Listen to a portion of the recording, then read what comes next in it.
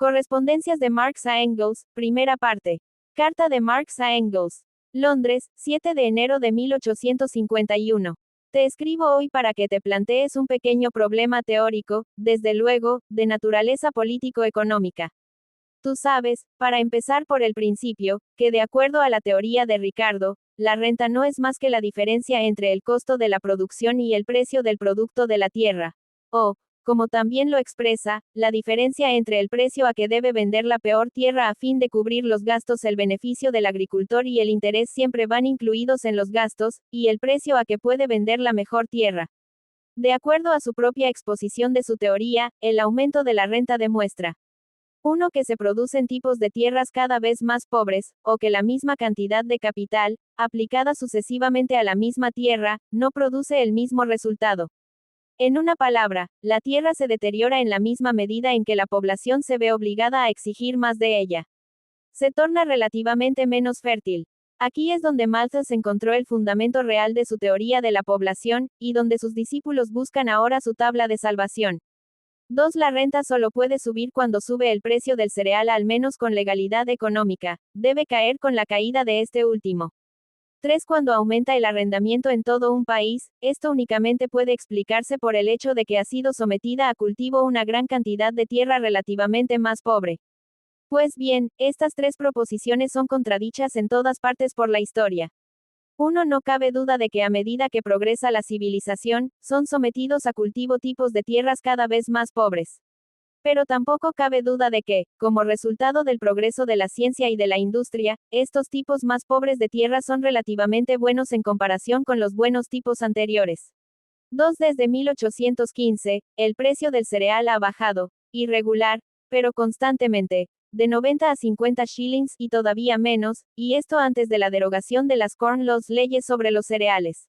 La renta ha subido continuamente. Esto, en Inglaterra, en el continente, teniendo en cuenta la diferencia de condiciones, ha ocurrido en todas partes lo mismo. 3. En cualquier país encontramos, como ya lo había notado Petty, que cuando bajaba el precio del cereal subía el arrendamiento total del país. El punto principal de todo esto consiste en ajustar la ley de la renta al progreso de la fertilidad de la agricultura en general. Esta es la única manera en que pueden explicarse los hechos históricos y la única de superar la teoría de Malthus del deterioro, no solo por la fuerza de trabajo, sino también del suelo. Creo que el asunto se puede explicar sencillamente del siguiente modo. Supongamos que, en una etapa dada de la agricultura, el precio del trigo sea de 7 shillings, el cuarto de quintal, y que un acre de tierra de la mejor calidad, que pague una renta de 10 shillings, produzca 20 bushels. El rendimiento del acre es, pues, de 20 por 7, o sea 140 shillings. En este caso, el costo de producción es de 130 shillings. Luego, 130 shillings es el precio del producto del peor suelo sometido a cultivo. Supongamos que tenga ahora lugar un progreso general de la agricultura. Al suponer esto, damos por descontado, al mismo tiempo, que la ciencia, la industria y la población también crecen. Un aumento general de la productividad del suelo, debido a progresos, presupone estas condiciones, a diferencia de la productividad debida simplemente al accidente de una estación favorable. Digamos que el precio del trigo cae de 7 a 5 shillings por cuarto de quintal, y que la mejor tierra, la No. 1, que antes producía 20 bushels, ahora produce 30 bushels. Por consiguiente produce, en lugar de 20 por 7, o sea 140 shillings, 30 por 5, o sea 150 shillings. Es decir, una renta de 20 shillings en lugar de la anterior de 10 shillings. La tierra más pobre, que no da renta, debe producir 26 bushels, pues, de acuerdo a nuestra suposición anterior, el precio necesario de estos es 130 shillings, y 26 por 5 es igual a 130. Si el mejoramiento, es decir, el progreso general de la ciencia, que va mano a mano con el progreso general de la sociedad, la población, etc., no es tan general que la tierra más pobre que deba someterse a cultivo pueda producir 26 bushels, entonces el precio del cereal no puede caer a 5 shillings por cuarto de quintal. Como antes, los 20 shillings de renta expresan la diferencia entre el costo de producción y el precio del cereal en el mejor suelo, o entre el costo de producción en la peor tierra y en la mejor. Relativamente, una de las porciones de tierra sigue siendo tan poco fértil como antes, en comparación con la otra. Pero, la fertilidad general ha aumentado. Todo lo que se presupone es que si el precio del cereal cae de 7 shillings a 5, el consumo aumenta en la misma proporción, o que la productividad no excede la demanda que puede esperarse al precio de 5 shillings. Si bien esta suposición sería enteramente falsa si el precio hubiese caído de 7 a 5 shillings debido a una cosecha excepcionalmente abundante, es igualmente necesaria ahí donde el aumento de la productividad es gradual y promovido por los productores mismos. En todo caso, solo estamos tratando de la posibilidad económica de esta hipótesis. Se sigue que, 1. La renta puede subir aun cuando caiga el precio de los productos del suelo, y sin embargo la ley de Ricardo conserva su validez. 2. La ley de la renta, tal como fuera expresada por Ricardo en su forma más simple, aparte de su aplicación, no supone la fertilidad decreciente del suelo, sino a pesar del hecho de que la fertilidad general del suelo aumenta según se desarrolla la sociedad que presupone únicamente diferentes grados de fertilidad en diferentes trozos de tierra, o diferentes resultados de la aplicación sucesiva del capital a la misma tierra. 3. Cuanto más general es el mejoramiento del suelo, tanto mayor número de tipos de tierra comprenderá, y el arrendamiento de todo el país puede subir aun cuando haya bajado el precio del cereal en general. Tomando el ejemplo anterior, el único problema será saber qué cantidad de tierra produce más de 26 bushels a 5 shillings sin tener que producir exactamente 30. Es decir, qué variedad hay en la calidad de la tierra, comprendida entre el mejor y el peor grado. Esto no tiene nada que ver con la tasa de la renta de la mejor tierra. No afecta directamente a la tasa de renta en general. Tú sabes que el principal punto acerca de la renta es que se produce igualando el precio de los resultados de diferentes costos de producción, pero que esta ley del precio del mercado no es sino una ley de la competencia burguesa. Pero aun si la producción burguesa fuese suprimida, quedaría el problema crucial de que el suelo se vuelve relativamente menos fértil y que el mismo trabajo produce sucesivamente menos, aunque ya no se daría el caso, del sistema burgués, que el producido de la mejor tierra fuese tan caro como el de la peor. Conforme a lo que ha sido dicho más arriba, esta objeción caería por tierra. Te ruego me dé tu opinión sobre el tema. La ley del rédito decreciente, que Marx menciona en esta carta, es uno de los principales pilares de la economía política burguesa. De acuerdo a esta ley, cada aplicación sucesiva de trabajo y de capital al suelo no produce un rendimiento correspondiente, sino decreciente, y con su ayuda, los economistas burgueses, y también especialmente los socialdemócratas, intentan probar que la industrialización de la agricultura es imposible y que su atraso respecto de la industria es una ley eterna de la naturaleza. Apoyándose en Malthus, tratan de representar la desocupación, resultados de las leyes de la forma capitalista de producción, como un fenómeno eterno inherente a la naturaleza, contra el cual es imposible luchar. Lenin, en su obra sobre el problema agrario y los críticos de Marx, dice de esta ley que no se aplica, en modo alguno, al caso en que la técnica está en progreso y los métodos de producción están cambiando. Tiene solo una aplicación extremadamente relativa y condicional para aquellos casos en que la técnica permanece invariable. Esta es la causa por la cual ni Marx ni los marxistas se refieren a esta ley.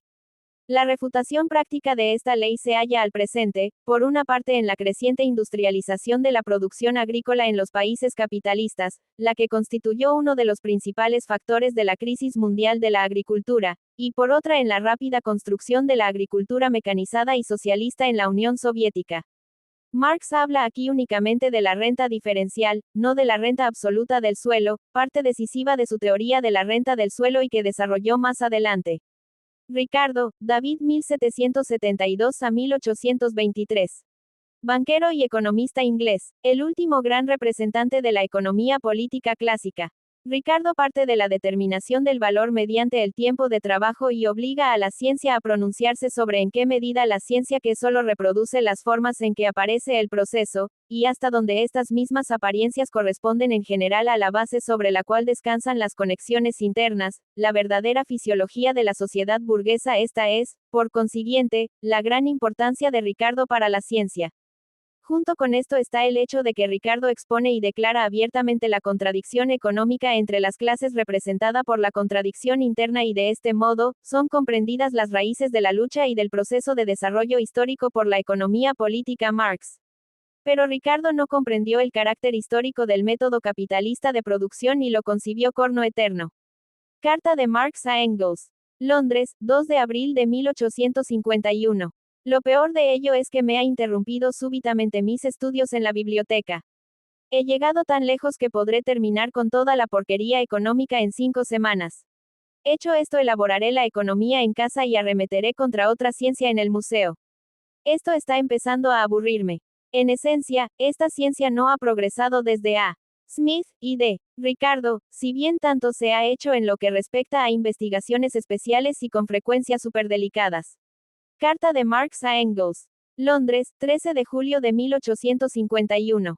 De tu carta deduzco que mientras viejo estuvo en Manchester, tú nunca supiste que en la Kolonische Zeitung, la Gaceta de Colonia, se publicó un segundo documento con el título de la Liga Comunista. Se trata del mensaje a la Liga que redactamos juntos, en el fondo, nada más que un plan de guerra contra la democracia. Desde cierto punto de vista su publicación fue buena, en contraste con el documento de Burgers con su forma más o menos absurda y su asunto no muy consolador. Pero, por otra parte, varios pasajes podrán hacer las cosas más difíciles para los actuales presos. Me enteran desde Colonia que Burgers escribe muy lúgubremente desde Dresden. Por otra parte, hay en Colonia la creencia general de que Daniels será puesto en libertad. No hay nada contra él y todos los gritones de la ciudad sagrada gritan en su favor. Naturalmente que lo consideran incapaz de tales payasadas. Ha escrito de Colonia. Su casa ha sido registrada varias veces. No se encontró nada. No ha estado arrestado. 5 nuevos emisarios caballeros han ido de Göttingen a Berlín, etc. La persecución de los judíos aumenta, naturalmente, el celo y el interés. Lo más gracioso de esto es que el imbécil Augsburger Allgemeine Zeitung, Gaceta General de Augsburg, prohija el documento que les escribimos a los señores Mazzini y Ruge, se golpea repetidamente el pecho y no puede hallar mejor modo de expresar el shock mental que gritando locura repetidas veces. Locura, locura. El periódico de Treveris, es decir, Karl Grun, ha asumido naturalmente una actitud arrogante, probando, mediante el primer documento, la impotencia material, y mediante el segundo, la impotencia espiritual del partido. Desde luego, no faltan frases ilustradas y de lo más extremadamente anarquistas. Todo ha de hacerse desde arriba un estado policial. Aquellos cuyas opiniones difieren deben ser formalmente excomulgados y excluidos, mon Dieu. Esto es más de lo que uno pueda aguantar. El documento a que aquí se hace referencia es el mensaje del Comité de Londres de la Liga Comunista, marzo de 1850, en que Marx y Engels, analizando los resultados de la Revolución de 1848 a 1849, explicaban a los miembros del partido sus opiniones sobre los problemas tácticos. En respuesta a la carta de Marx, Engels escribía el 17 de julio de 1851. El viejo documento solo puede perjudicar a los presos por el pasaje que se refiere a los excesos. Todos los demás están dirigidos contra los demócratas, y harían más difícil la posición de los presos únicamente si comparecieran ante un jurado semidemocrático. Pero parece que serán llevados ante un jurado seleccionado y especial o federal, si es que los hacen comparecer ante jurado alguno. E incluso esas cosas ya habían sido usadas en su mayor parte en el documento de Burgers, que fue denunciado al comienzo. Pero en todo otro respecto es una ventaja enorme que el asunto haya sido publicado y reproducido en todos los diarios. Los aislados y tranquilos grupos comunistas en desarrollo, que no son bastante desconocidos, y que a juzgar por experiencias pasadas deben establecerse en todo punto de Alemania, hallarán en ello un espléndido apoyo, e incluso el artículo de Augsburger muestra que la cosa ha producido un efecto muy diferente de las primeras revelaciones. La manera en que interpretan su contenido muestra que han comprendido demasiado bien la locura. En realidad era imposible dejar de comprenderla. Mientras tanto, la loca y ciega arremetida de la reacción feudal es tal que toda esta agitación intimidatoria no produce el menor efecto sobre la burguesía. Es graciosísimo ver cómo ahora la Kolonische Zeitung predica diariamente que il faut passer par la mer Rouge, es preciso cruzar el Mar Rojo, y admite todos los errores de los constitucionalistas de 1848. Pero realmente, con un hombre como Kleist Retzow nombrado Oberpräsident en Coblenza, y el desvergonzado Kreuazeitung que abusa cada vez más de sus malas bromas y cantilenas, ¿qué puede hacer la refinada y sosegada oposición constitucional? Es una lástima que no hayamos conseguido la Kreuazeitung. Estoy viendo toda clase de extractos de ella. Es inconcebible el estilo prusiano espantosamente bajo, cloacal e inmundamente estúpido en que este perioducho les cae a los corteses, acomodados y respetables jerarcas constitucionales. Si los Beckerath y Cia conservasen un poco de dignidad y capacidad de resistencia, no cabe duda de que preferirían los maltratos y abusos de una vil 54 copia renana del Père Duchesne y todo el terror rojo al tratamiento de que actualmente gozan a diario por parte de los Junkers y de la Creu-Aceitung. Burgers, Heinrich. Revolucionario. Colaborador del Vorwärts de París en 1844. Expulsado de París en 1845, se estableció en Colonia. Cuando, en 1848, apareció la Neue Rheinische Zeitung, Burgers fue incorporado al comité editorial como representante de los demócratas de Colonia, pero solo desempeñó un papel insignificante en el periódico. En mayo de 1851 fue arrestado por pertenecer a la Liga Comunista, siendo sentenciado en el proceso de Colonia, de noviembre de 1852, a 6 años de prisión. Carta de Marx a Engels. Londres, 13 de septiembre de 1851. El comité italiano se ha dividido. Una considerable minoría ha renunciado de él. Mazzini describe como pena este acontecimiento en la Voix du Peuple, la voz del pueblo. Se dice que las principales razones son, en primer lugar, Dios. Ellos no quieren Dios. Después, y esto es más serio, acusan a Maese Mazzini de trabajar en favor de Austria, insisten en un llamamiento directo a los intereses materiales de los campesinos italianos, lo que no pueden hacer sin atacar, por otra parte, los intereses materiales de la burguesía y de la aristocracia liberal, que constituyen la principal falange de los partidarios de Mazzini. Este último punto es muy importante. Si Mazzini o cualquier otro que se ponga a la cabeza de la agitación italiana no transforma esta vez franca e inmediatamente a los campesinos, de metallers arrendatarios en propietarios libres, la posición de los campesinos italianos es horrorosa. Ahora me he enterado por completo del sucio asunto. El gobierno austríaco recurrirá, en caso de revolución, a los métodos galicianos. Ya ha amenazado con un cambio completo en las condiciones vigentes de la propiedad y con la destrucción de la turbulenta nobleza. Si los ojos de Mazzini todavía no se han abierto, es un buey. Es cierto que deben ser tenidos en cuenta los intereses de la agitación. ¿De dónde ha de conseguir sus 10 millones de francos si ofende a la burguesía? ¿Cómo ha de retener los servicios de la aristocracia si deben informarla de que la cuestión siguiente es su expropiación? Estas son dificultades para demagogos de la vieja escuela como es él.